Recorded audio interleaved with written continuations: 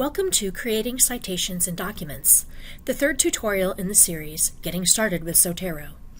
In this brief video, you will learn how to create footnotes and bibliographies using the Zotero plugins for Microsoft Word and Google Docs. First, let's talk about how to create citations in Microsoft Word. Before you try to add a citation, make sure that your Zotero desktop app is open. If Zotero isn't running, the plugin can't grab citation data from your library.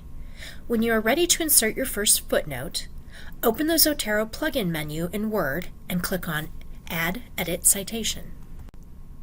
Zotero will launch a pop-up window that asks you to confirm which citation style you want to use in your document. In the Blair School of Music, Chicago Manual of Style 17th edition, full note is used. Be sure that the radio button for footnotes is selected, then click OK. Zotero only asks for this verification for the first citation. A pop-up box lined in red will appear. Hover over the red Z on the left and select Classic View from the drop-down. This will open your Zotero library. Once you have selected which item you need to cite, add the page number for the material that you are citing.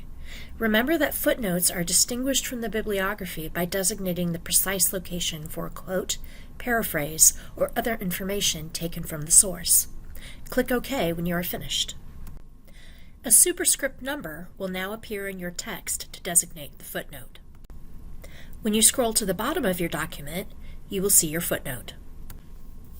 When you have completed your paper, you can use Zotero to create a bibliography. Place your cursor where you want the list to begin and select Add Edit Bibliography. Zotero then creates a bibliography based on your footnotes. The process for adding footnotes in a bibliography in a Google Doc is very similar to that used in Word. The main difference is that the Zotero plugin is a drop-down menu. The options are the same as those in Word, including the Add Edit Citation and Add Edit Bibliography functions. This concludes our tutorial series, Getting Started with Zotero.